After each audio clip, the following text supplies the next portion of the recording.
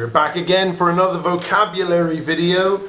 Vocabulary through pictures. So hopefully if you watched the first one in this series, you'll know how this works.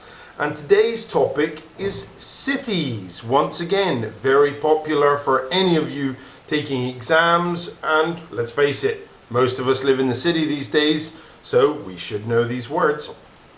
Our first lovely picture. First of all, a challenge. Does anybody know what city this is? If you do, put it in the comments. So here are your words to put into the picture. We have waterfront, high-rise buildings, skyscraper, suburbs, the outskirts, and the CBD, which stands for Central Business District. So those two are actually opposites. Alright, so press pause and try and get these in the right place. So the first one, waterfront. The clue is in the title there, okay? Waterfront, so this is the part of the city that is basically next to the water. So if you have accommodation or a flat that's on the waterfront, usually, that's right, it's very expensive.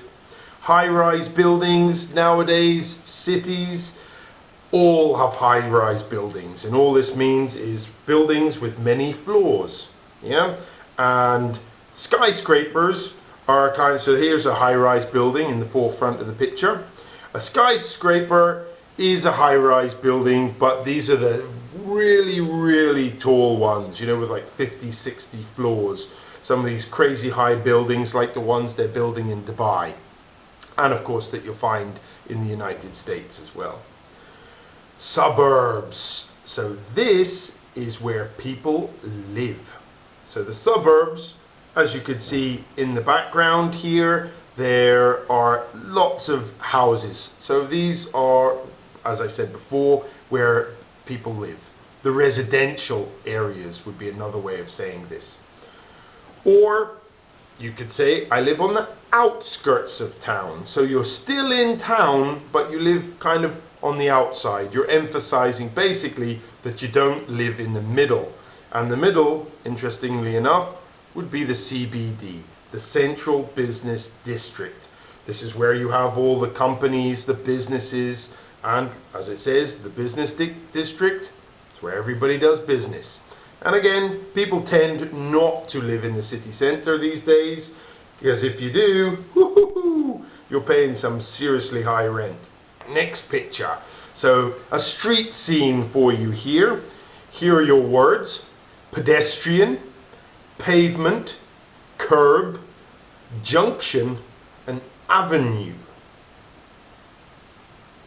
So first of all, pedestrians. Oh yes. So anyone walking on the streets is called a pedestrian. So if you're driving along, you've always got to keep an eye out for pedestrians. Because let's face it, even if, you know, we're pedestrians, we all have our mind on something else. And sometimes we're not paying attention and we do silly things. The pavement, this is where pedestrians should be walking. If you live in a place like me, people sometimes park on the pavement. So therefore you have pedestrians walking on the road, and this is where things get a little bit dangerous.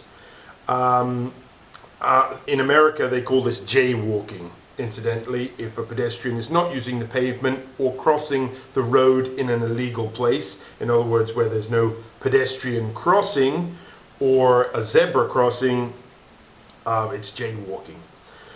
The curb, okay, so let's get the pavement there. And the curb, oh yes, so this is basically where the road meets the pavement. And of course, what do? This is where they have this little high bit, the curb, that trips you up all the time. So people either are always tripping over the curb, and yeah, it's basically, if you're driving along and you hit the curb, it's not such a good thing. A junction. Now this is all to do with the road. So as you can see here, this is actually probably a crossroads. So a crossroads is when there's like a cross shape, so you've got literally 4 roads meeting, so it's a very busy junction. Generally what we would say is a T-junction. So when you have a road going across this way and another one meeting, it's a T-junction. So a junction is where roads meet. And an avenue is pretty much just another name for a road. So especially in America, they'll have avenues, okay, which are very long, usually straight roads. And that's it. So I hope these 10 words help. Thank you very, very much for watching this video.